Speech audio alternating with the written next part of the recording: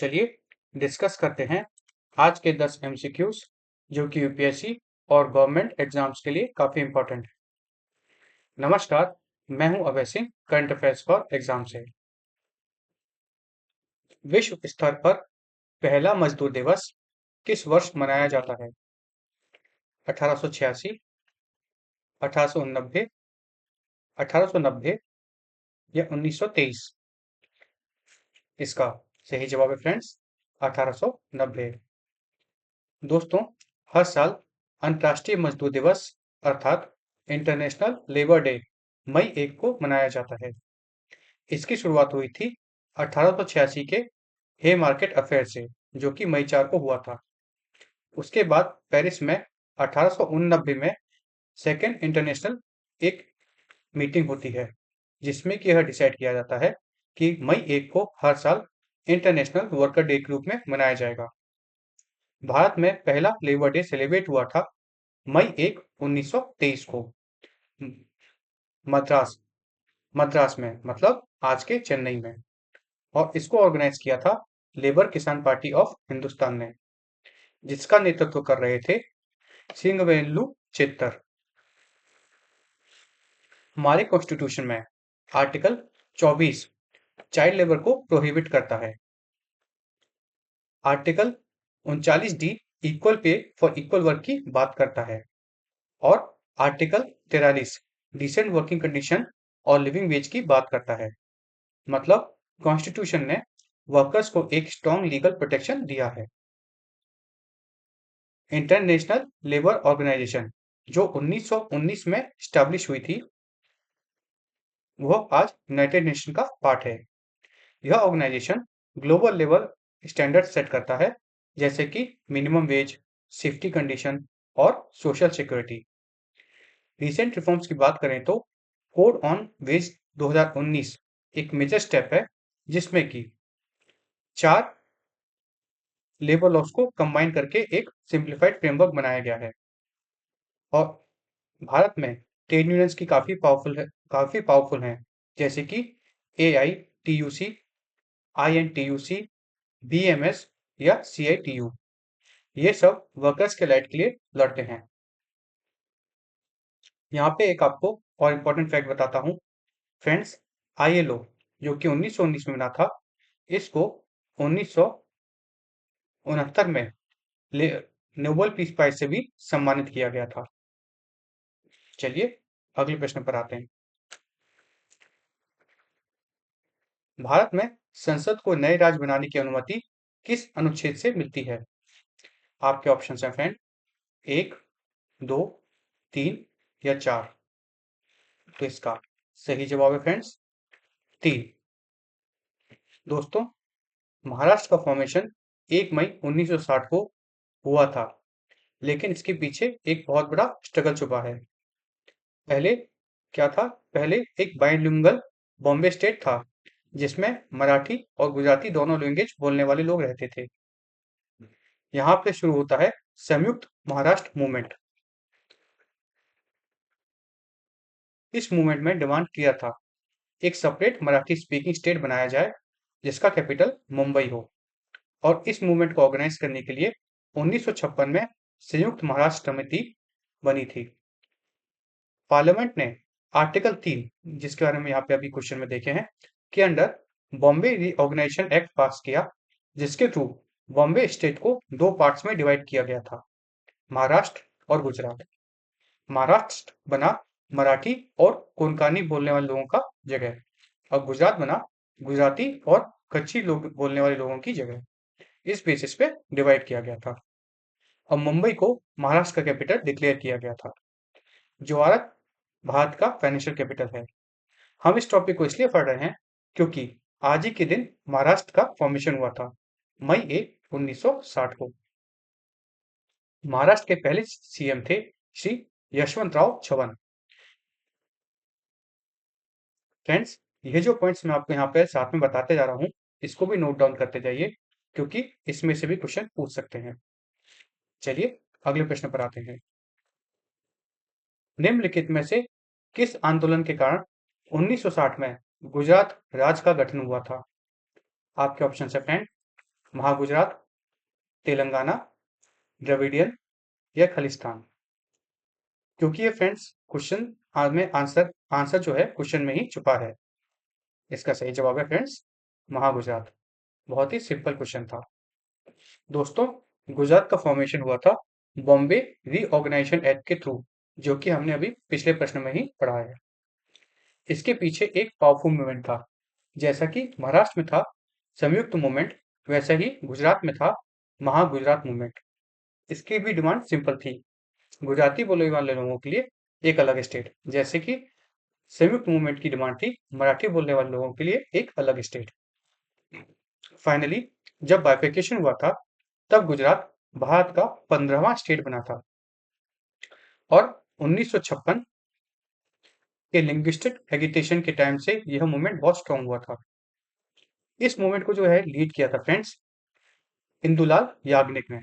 यहाँ पे हमने उनका नाम लिखा है, इंदुलाल याग्निक ने। अब लीडरशिप की बात करें तो गुजरात के पहले चीफ मिनिस्टर थे डॉक्टर जीवराज मेहता और पहले गवर्नर थे मेहदी नवाज जंग। इनिशियली अहमदाबाद गुजरात का कैपिटल था, लेकिन बाद में 1970 में कैपिटल शिफ्ट करके गांधीनगर बना दिया गया, जो कि एक प्लान सिटी था चंडीगढ़ की तरह। ज्योग्राफिकल एक्सपर्ट देखें तो गुजरात की कोस्टलाइन 1600 किलोमीटर की है, जो कि भारत की सबसे लंबी कोस्टलाइन है। और गुजरात में एशियाटिक लॉयंस पाए जाते हैं गिर नेशनल पार्क में। अच्छा, हमने मूवमेंट की बात की, तो उस मूवमेंट को लीड किया गया था महागुजरात जनता परिषद द्वारा। चलिए अगले प्रश्न पर आते हैं। निम्नलिखित में से कौन सा भारतीय नौसेना पोत चौथे भारत श्रीलंका संयुक्त गोताखोरी अभ्यास के लिए कोलंबो पहुंचा था हाल ही में? आपके ऑप्शन है फ्रेंड, आईएनएस विक्रांत, आईएनएस निरीक्षक, आईएनएस कोलकाता या आईएनएस किल्टन? इसका सही जवाब है फ्रेंड्स आईएनएस निरीक्षक। दोस्तों, हाल ही में आईएनएस निरीक्षक अप्रैल में कोलंबो पहुंचा था। आईएनएस निरीक्षक ने पार्टिसिपेट किया था चौथे भारत श्रीलंका डाइविंग एक्सरसाइज में, जो कि अप्रैल 21 से अप्रैल 27 के बीच की गई थी। फ्रेंड्स, आईएनएस निरीक्षक जो है वह एक डाइविंग सपोर्ट और रेस्क्यू वेसल है। इसका काम होता है अंडर वाटर ऑपरेशन, जैसे कि सबमरीन रेस्क्यू, सैल्वेज ऑपरेशन और deep sea diving support provide करना। इस एक्सरसाइज का मेन पर्पस था इंटर ऑपरेबिलिटी, मतलब किसी कंडीशंस में भारत की और श्रीलंका की सेनाओं को आपस में एक साथ मिलकर काम करना पड़े, तो उसमें दोनों नेवीज एक साथ सीमलेसली काम कर सकें। इस बीच भारत ने श्रीलंका को 2 भीष्म क्यूब गिफ्ट किए। अभी भीष्म क्यूब क्या है फ्रेंड्स? तो यह एक पोर्टेबल इमरजेंसी मेडिकल यूनिट है, जो डिजास्टर या इमरजेंसी सिचुएशन में रैपिड मेडिकल रिस्पॉन्स प्रोवाइड करते हैं। साथ में भारत ने 50,000 राउंड्स प्रोवाइड किए 9 mm एम्यूनेशन के। और यह एक स्ट्रेटेजिक विजन के अंदर होता है, भारत का एक स्ट्रेटेजिक विजन है महासागर मैरीटाइम कॉर्पोरेशन। अब ये क्या है? तो इसका फुल फॉर्म है friends maritime head for active security and growth for all in the region. Mahasagar यह भारत की एक डिप्लोमेसी का पार्ट है। चलिए अगले प्रश्न पर आते हैं। निम्नलिखित में से कौन सी नीतिगत पहल दिल्ली को सेमीकंडक्टर डिजाइन और एटीएमपी हब के रूप में स्थापित करने का लक्ष्य रखती है? आपके ऑप्शन है फ्रेंड, डीएसपी, आईएसएम, पीएलआई या फिर डीएलआई? तो इसका सही जवाब है फ्रेंड्स डीएसपी। इसका फुल फॉर्म है दिल्ली सेमीकंडक्टर पॉलिसी। दोस्तों, हाल ही में अप्रैल 2026 में दिल्ली गवर्नमेंट ने एक डेडिकेटेड सेमीकंडक्टर पॉलिसी ड्राफ्ट करने का इनिशिएटिव अनाउंस किया है। दिल्ली गवर्नमेंट ने फोकस किया है हाई वैल्यू सेगमेंट पर, जैसे कि डिजाइन, रिसर्च और एडवांस्ड पैकिंग। इस पॉलिसी के 5 पिलर्स डिफाइन किए गए हैं। वो हैं design, research, ATMP, talent development और स्टार्टअप सपोर्ट। अब आप पूछेंगे यह ATMP क्या है? तो ATMP का फॉर्म है असेंबली, टेस्टिंग, मार्केटिंग और मार्किंग और पैकेजिंग। यह वो स्टेज होता है जहां चिप को फाइनल प्रोडक्ट बनाया जाता है। एक और टर्म आपको याद रखना चाहिए, OSAT। ये क्या है फ्रेंड्स? तो ये है outsourced semiconductor assembly and testing. मतलब कंपनीज अपना असेंबली और टेस्टिंग का काम आउटसोर्स करती हैं स्पेशलाइज्ड फर्म को। यह पॉलिसी क्या प्रोवाइड करेगी? यह पॉलिसी में फाइनेंशियल इंसेंटिव प्रोवाइड करने का लक्ष्य रखा गया है। साथ में जो भी कंपनी दिल्ली में इस प्रकार का कार्य करेगी, उनको इंफ्रास्ट्रक्चर सपोर्ट और ईज ऑफ डूइंग बिजनेस के तहत बहुत सारे अदर सपोर्ट भी दिए जाने के प्लान्स हैं, जिससे कि कंपनी अट्रैक्ट हो सके। फ्रेंड्स, यह पॉलिसी अलाइन करती है भारत के national level initiative India semiconductor mission के साथ, जो कि यहाँ मैंने लिखा है। गवर्नमेंट ने इस सेक्टर के लिए $20 बिलियन से ज्यादा इन्वेस्टमेंट का कमिटमेंट किया है और अब तक लगभग 10 सेमीकंडक्टर प्रोजेक्ट्स अप्रूव कर चुकी है गवर्नमेंट ऑफ इंडिया। सेमीकंडक्टर की बात करें फ्रेंड्स, तो ताइवान वर्ल्ड का सेमीकंडक्टर लीडर है। खासकर वहां की एक कंपनी है TSMC। फ्रेंड्स, यह जो पॉइंट्स मैं आपको फिर से बता रहा हूँ, नोट कराते जा रहा हूँ, उनको आप नोट कर लीजिए जो बताते जा रहा हूँ, तो आपके काम आएंगे। चलिए अगले प्रश्न पर आते हैं। हार्वर्ड साउथ एशियन एसोसिएशन द्वारा 2026 के पर्सन ऑफ द ईयर के रूप में किसे नामित किया गया है? आपके ऑप्शन है फ्रेंड, विद्या बालन, कोनकाना सेन, रसिका दुग्गल या सयानी गुप्ता। तो इसका सही जवाब है फ्रेंड्स, सयानी गुप्ता। यह है श्री सयानी गुप्ता। दोस्तों, एक्ट्रेस सयानी गुप्ता को 2026 का person of the year award दिया गया है हार्वर्ड साउथ एशियन एसोसिएशन के द्वारा। यह अवार्ड दिया गया है उनकी एक्टिंग के लिए। उनकी फिल्म खासकर आर्टिकल 50 बहुत फेमस हुई थी। अच्छा, 2025 में यह अवार्ड जीता था श्री विकास खन्ना ने। चलिए अगले प्रश्न पर आते हैं। हंगरी द्वारा आपत्ति वापस लेने के बाद निम्नलिखित में से किस संगठन ने यूक्रेन के लिए 90 अरब यूरो के पैकेज को मंजूरी दी है? आपके ऑप्शन है फ्रेंड, नाटो, OECD, G7 या EU। अगर आप जियोपॉलिटिक्स फॉलो करते हैं फ्रेंड्स, तो आप सभी को पता होगा कि नाटो और OECD इस मामले में इन्वॉल्व नहीं है। G7 जो है वो इन्वॉल्व है, पर G7 को भी इतनी नहीं पड़ी जितनी की EU को पड़ी है। तो इसका सही जवाब होना चाहिए EU। दोस्तों, EU ने मतलब यूरोपियन यूनियन ने हाल ही में अप्रूवल दिया है 90 बिलियन यूरो का। किसके लिए? यूक्रेन के लिए। EU ने इसके साथ ही रशिया के अगेंस्ट 20वें सैंक्शन राउंड के भी इम्पोज किए हैं। इसमें पहले हंगरी ने बाधा उत्पन्न की थी।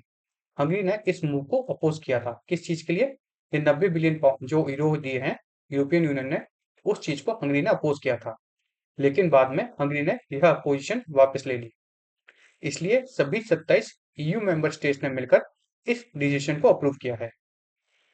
अब आप पूछेंगे कि हंगरी का कंसर्न क्या था? तो हंगरी कह रहा था कि डूबेजा पाइपलाइन जो है, जो कि ऑयल सप्लाई डिसरप्शन के लिए काफी इंपॉर्टेंट है। मतलब जो ऑयल सप्लाई डिसरप्शन चल रहा है, उसमें डूबेजा पाइपलाइन के थ्रू ऑयल सप्लाई मिल रही है। अगर इससे रशिया नाराज हो गया तो हंगरी को समस्या आ सकती है। चलिए अगले प्रश्न पर आते हैं।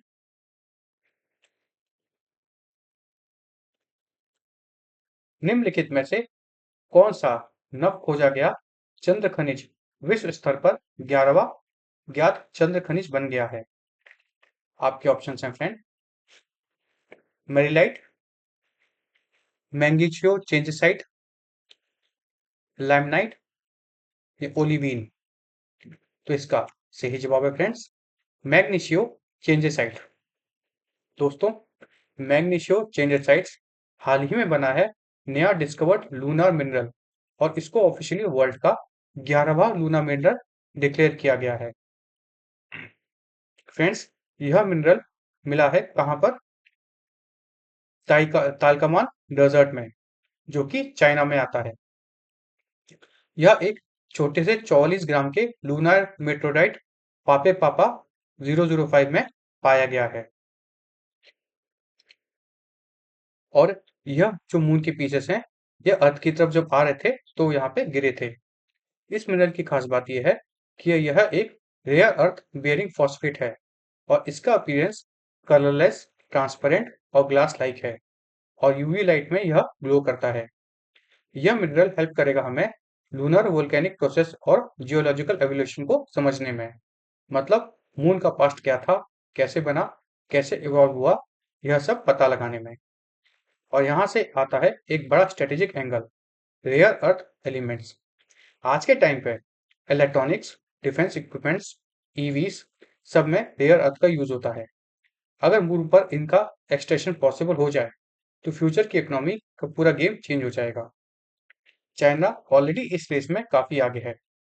उसने पहले चेंजर साइट आइडेंटिफाई किया था चैंग-फाई मिशन के दौरान और अब मैग्नीशियो चेंजर साइट भी रिपोर्ट किया है।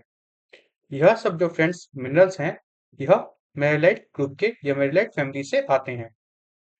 चलिए अगले प्रश्न पर आते हैं। निम्नलिखित में से कौन सा समझौता भारत और रूस को सैन्य अड्डों, बंदरगाहों और हवाई सुविधाओं तक पारस्परिक पहुंच की अनुमति देते हैं? आपके ऑप्शन हैं फ्रेंड, रेलोस, लेमुआ, कॉम्कासा, बेका। दोस्तों, यह क्वेश्चन मैंने कल भी पूछा था और यह आज इसलिए भी पूछ रहा हूँ क्योंकि यह बहुत इंपॉर्टेंट है। इससे जरूर आपको क्वेश्चन बनेगा किसी न किसी एग्जाम में। अब आप अगर जनरल नॉलेज या करंट अफेयर्स फॉलो करते हैं तो आपको पता होगा कि लेमुआ, कॉमकासा और बेका, ये तीनों ही एग्रीमेंट भारत ने यूएसए के साथ साइन किए हैं। तो बचा कौन सा? रेलोस। यह किसके साथ साइन किया भारत ने? रशिया के साथ। तो दोस्तों, रेलोस मतलब reciprocal exchange of logistic support Bharat और रशिया के बीच हाल ही साइन हुआ था फरवरी 2025 में और 2026 में ऑपरेशनलाइज हो गया है। हेलोस का मतलब क्या है? तो सिंपल लैंग्वेज में कहें, दोनों कंट्रीज एक दूसरे के मिलिट्री बेसिस और लॉजिस्टिक फैसिलिटीज का यूज कर सकती हैं। और ये कोई छोटा एग्रीमेंट नहीं है। इसके अंडर 3000 तक मिलिट्री पर्सनल्स एक दूसरे के टेरिटरी में स्टेशन किए जा सकते हैं, मतलब रुके जा सकते हैं। साथ ही 5 वारशिप और 10 एयरक्राफ्ट एक टाइम पर डिप्लॉय किए जा सकते हैं। यहाँ पर एक मैसिव एडवांटेज है। भारत को एक्सेस मिलता है 40 से अधिक रशियन मिलिट्री बेसेस का, इंक्लूडिंग आर्टिलरी रीजन का, और पोर्ट जैसे कि व्लादिवोस्टोक, मुर्मांस्क और कामचाकी, यह सब स्ट्रेटेजिक लोकेशंस हैं। चलिए अगले प्रश्न पर आते हैं। निम्नलिखित में से कौन सी प्रतियोगिता वंदे भारत के 150 वर्ष पूर्ण होने के उपलक्ष्य में शुरू की गई है? आपके ऑप्शन हैं फ्रेंड, भारत लेंस, काला विजन, राष्ट्रगीत, वीएम फ्रेम्स। तो इसका सही जवाब है फ्रेंड्स, वीएम फ्रेम्स। दोस्तों, वीएम फ्रेम्स जो कि मिनिस्ट्री ऑफ कल्चर ने हाल ही में लॉन्च किया है वंदे भारत के 150वें साल पूरे होने पर। यह एक कंपटीशन है, एक अटेम्प्ट है यूथ को कनेक्ट करने के लिए पेट्रोलिज्म के साथ मॉडर्न स्टाइल में। इसमें सबमिशंस किए जाएंगे अलग अलग प्रकार की रील्स, एआई फिल्म्स और शॉर्ट फिल्म्स। इसमें सबमिशन ओपन है मई 7 2026 तक और यह सिर्फ इंडिया तक लिमिटेड नहीं है, बल्कि वर्ल्ड भर के इंडियन मिशंस में भी पार्टिसिपेट किए जा सकते हैं।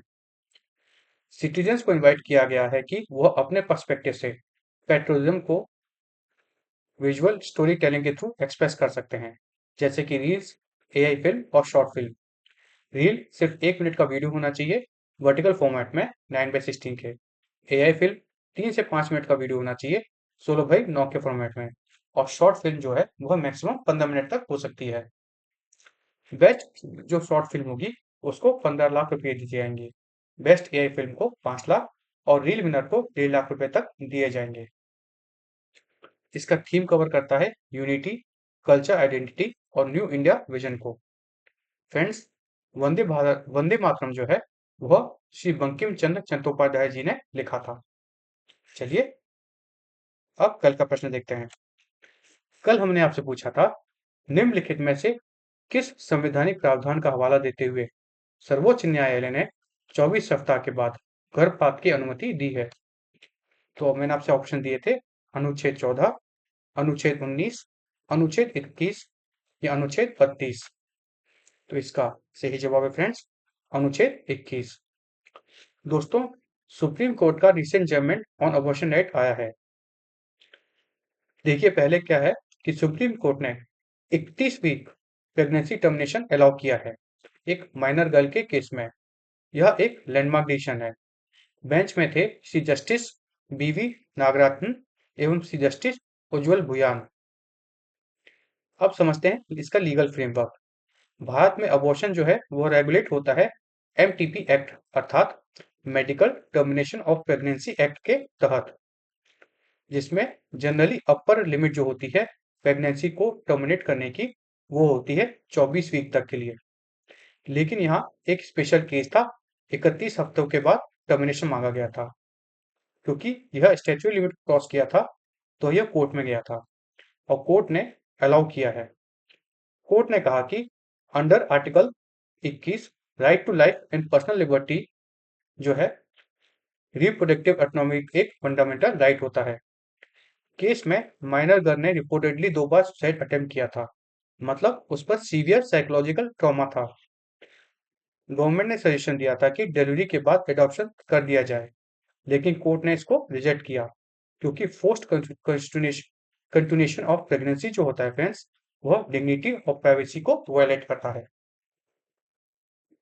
चलिए अब कल के लिए प्रश्न देखते हैं। कल के लिए हमारा आपसे प्रश्न है, भारत और दक्षिण कोरिया के बीच एआई और डिजिटल नवाचार सहयोग के लिए निम्नलिखित में से कौन सी पहल की घोषणा की गई थी?